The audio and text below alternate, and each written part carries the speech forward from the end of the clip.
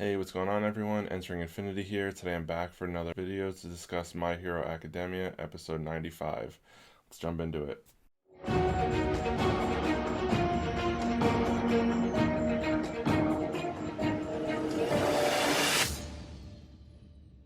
Alright, so this was mostly just a transition episode, but there was some good things that happened in here, so let's talk through it a bit. The episode starts out with kind of the aftermath of the last episode where Class 1A lost pretty bad to Class 1B, and the good part was that we got to see a little interaction between the two classes afterwards. Despite them having such a tough rivalry, we got to see them actually kind of being nice to each other and checking up on each other after the fight was over. So, for example, we see the Mushroom Girl, she's trying to check in on Tokiomi and ask him if his breathing is okay and if he needs her help, and I think he was pretty embarrassed after their defeat, so he's like, I don't need your pity, like, I'll take care of it myself, kind of a thing. But it was still nice to see kind of her going to like check up on him after like choking him out with mushrooms in his throat, which was like so savage. And then we get to see kind of other interactions as well with the other people like Kendo and Yayorozu and some of the other people as well, kind of checking in on each other and seeing the crowd kind of talking to each other afterwards and seeing kind of interactions saying like, wow, you guys got really strong, and they're like, no, you guys got really strong too. So it's pretty cool to see, despite everything, that they're still friends and they still get along at the end of the day. And then we get to see Aizawa and the teacher from Class 1B kind of talking and basically commenting on how bad the destruction was to their little city that they have from that fight. And Aizawa asked him how long it takes for the mushrooms to go away, because the girl had like put mushrooms literally everywhere pretty much, and he said it takes like 2 hours. So they're like, yeah, I think it's a good time for us to take a little break before the start of match 3 and also give them a chance to change locations and kind of clean things up a little bit. And they had like these little robots going around like doing different things, helping the kids get to like the infirmary. Then we get to see them actually like picking up those little jail cells and moving them to another part of that little city, because they're going to be doing the next fight at a different location, because the other location got pretty messed up from the second fight. So that was a interesting little interaction to see there. And then we get to see Team Deku kind of sitting together, chilling and digesting that last battle, and them commenting on how much stronger everyone's getting, which is pretty cool, because I know I've seen a bunch of comments about people kind of complaining about this season so far, saying that it's like really slow and boring and stuff. But honestly, like, I don't mind it. I think this has been really interesting. It's dragging out more than I thought they would do, because I didn't think they would kind of do more than one episode for these fights, but it's actually been kind of dragging out to like an episode and a half at least,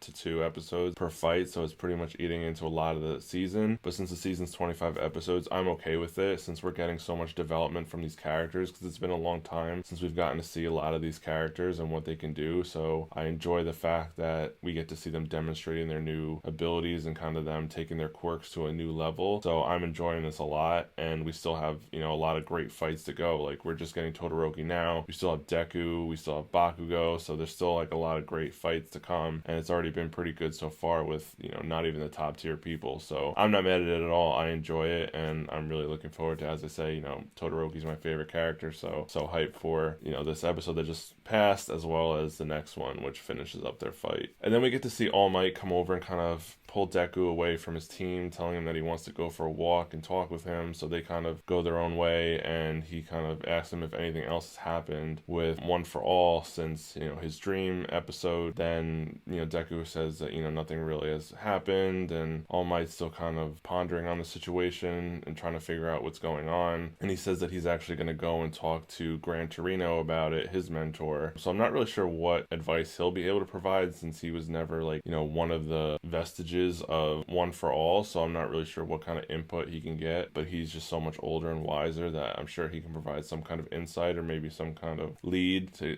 kind of give them to figure out what's going on there. And then as they're having that discussion, we see Bakugo come over, and he's like checking in, asking him like, what's going on? Did something happen with like, One for All? And that part was pretty interesting, because I was wondering if that was actually like character development for Bakugo, because he was like checking in on him almost as like a friend. And then I was like, no, is he really? Or is, you can't really trust, you never know Bakugo is like motives, because he's typically, very selfish and just is always worried about himself, and he hates Deku.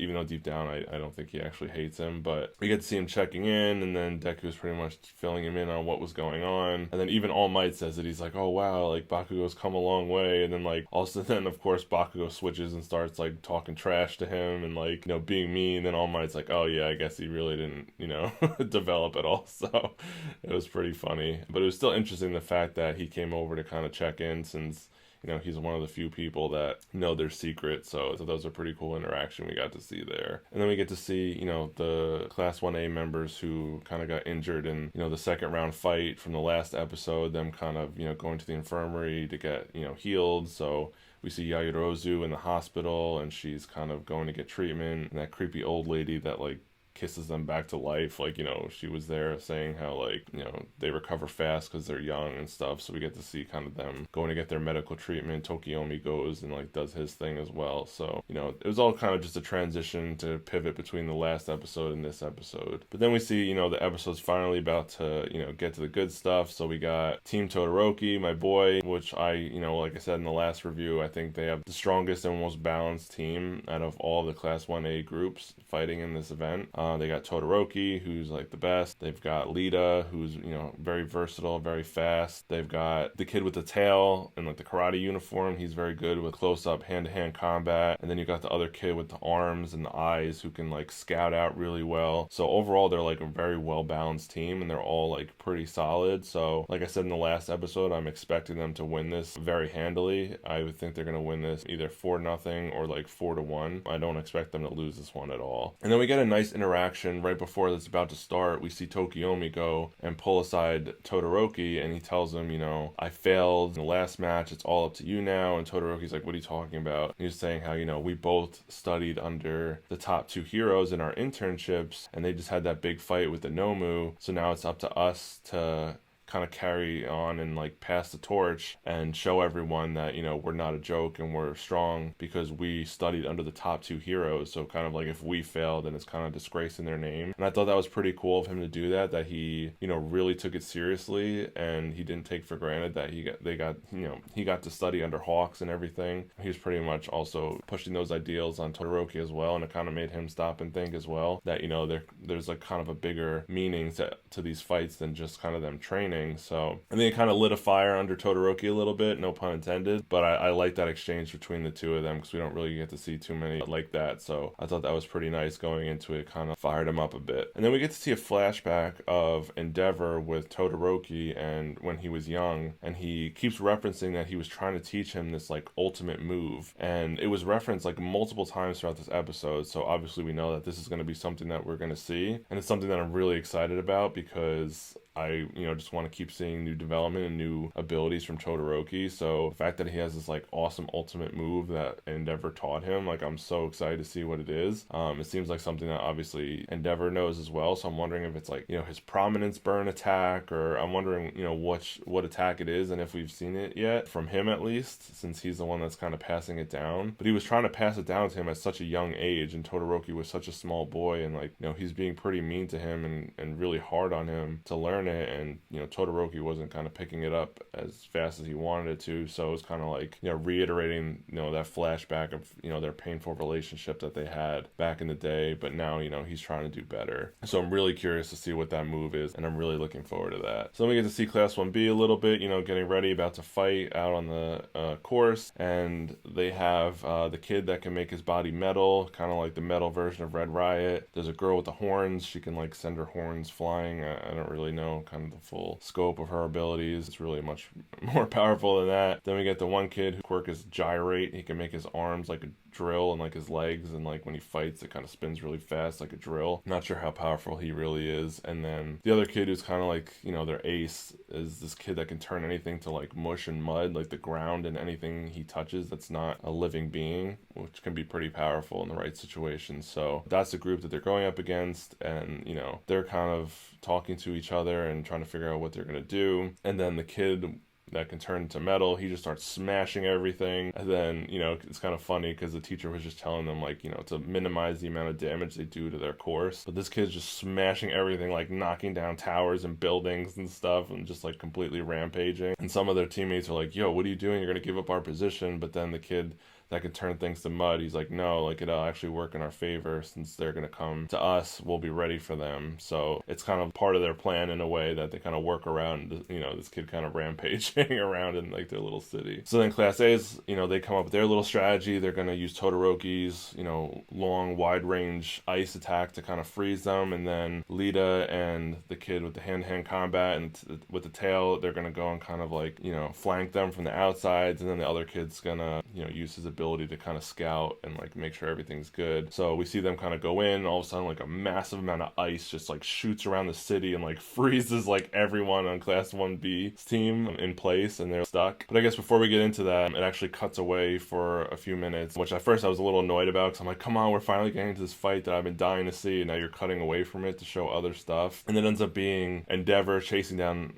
this low level villain, and he tries to go take these little kids hostage, and it's just a little scene where Endeavor gets to go save them. And it was a nice moment again where he's starting to again continue to change the public's perspective about him, and the kids are smiling and happy, and they're like, thank you so much. And it's just showing his improvement and overall perception from the world, that people kind of accept him as the number one hero, and they're not really like so much afraid of him anymore. And he's slowly kind of winning over kind of the public opinion. So I thought that was nice. And then after that, he like says, he's like, I finally followed Todoroki, I guess, on like some kind of social media or something. And he's like, why won't he answer me? And then he shows him like all these text messages, and it's just like so typical of like a parent like on social media that doesn't know what they're doing and just like spams his like messages. And he's like, hey, how are you? What are you doing? Call me. Like, we should talk. And he's just like blowing up his phone, and then he's like gets all mad, and he's like, why isn't he answering me? And it was like pretty funny. And he kind of references that ultimate move again. So considering the fact that they mentioned this like over 3 times, I think that this ultimate move that they're referring to is pretty much going to be what Todoroki does to kind of win this match. So I'm really looking forward to that, because they've been teasing that a lot from this episode. And then since he's screamed his name, and then it cuts back to the fight, and Todoroki sneezes, like the typical Japanese lore about how like when someone talks about you, you sneeze. So I thought that was really funny, because I always enjoy that humor. But anyway, yeah, back to the fight. So he goes and they freeze everything, freeze them in place, and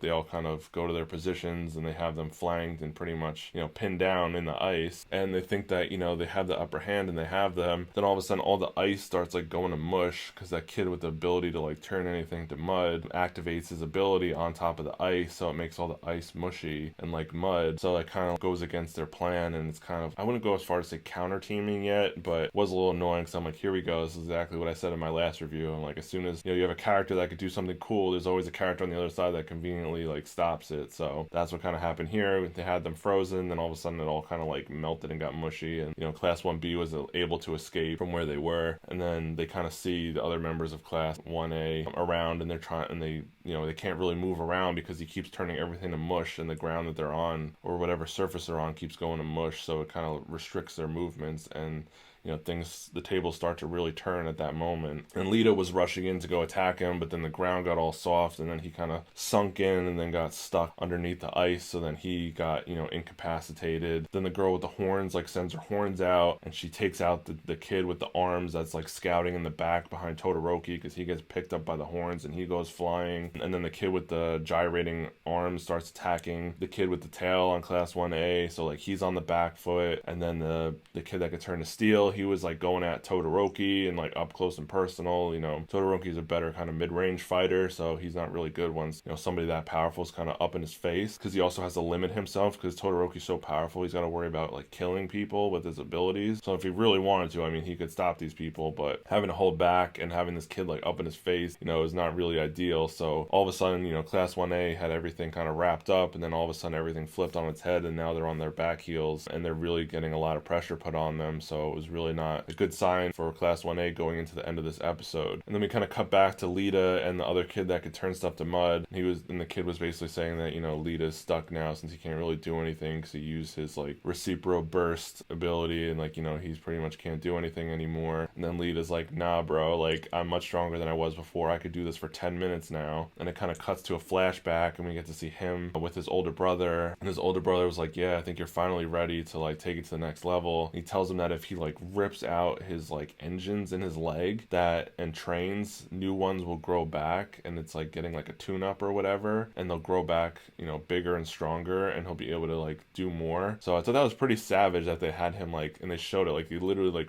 ripped out his engines out of his leg. It was like bleeding and stuff. I thought that was pretty savage. I like that a lot. So he ends up doing it in training, and then the new mufflers or whatever grow in, and you know, he's able to be a lot stronger now. So now he's like, yeah, I could do this for 10 minutes. Like, I've never stopped doing this the whole time, even underneath the ice. So then he breaks out and starts like mad dashing towards that kid. So I was like, let's go, Lita. You know, finally some development, because typically, I mean, the few times that we've got to see Lita, he's pretty much been neutralized pretty quickly. So I was really hoping to get to see him do some cool stuff here, because I really love his character design and his ability. I think it's really cool. So he's now kind of turning the tables, and I think that's kind of going to be segueing into the next episode, where we're going to see Class 1A start to shift the tide back and over, and then end up winning in the end. So I thought that was pretty good. Hopefully, if they just neutralize that kid that can turn things into mud, I think it'll be pretty easy for them to take out the rest of them, because Todoroki could, I think, you know, take that team by himself, honestly, but that's the only kid that's a little annoying. So if they just take that one kid out, I mean, the rest of them will just, you know, fall like dominoes. So that's really what I'm hoping to see in the next episode, and we see him, you know, start to change the tides when he broke out and was going after him. So I thought that was really good development from Lita. So that's pretty much where the episode ended. You know, like I said, it was mostly a transition episode, but we got a few nuggets in there of, you know, good things. The Lita development was really good. I like seeing, again, the stuff with Endeavor, seeing the public kind of continuing to change their opinion towards him, showing his development, how he's trying to reach out to Todoroki and extend an olive branch to him and trying to communicate with him. So I think that was really great. And then kind of seeing the different situations that, you know, they're being put in, because, you know, it wasn't really so easy for Class 1A to sweep this. So they're going to have to, you know, work for it a bit. And then we see the preview for next one where, you know, again, they still like they're on the back foot a lot. And then Todoroki has to use his fire, which I'm really excited about, because I mentioned in my previous reviews that I'm hoping that he does more with his fire side for his development, so that he doesn't hold back anymore. And I think for sure we're going to see him use his ultimate move, which involves the fire side of him. That's going to end up helping them win. So I'm so excited for next week. I'm convinced that it's going to be the best episode of the season so far. Really excited for it. Curious what you guys think. Let me know down below what you thought of this episode, and if you agree that, you know, Todoroki's going to seal this one up for Class 1A. So that's all I have for this one. If you enjoyed the video, leave a comment down below and a like, and subscribe to the channel if you're new and you want to see more of this content, and I'll catch you all in the next one.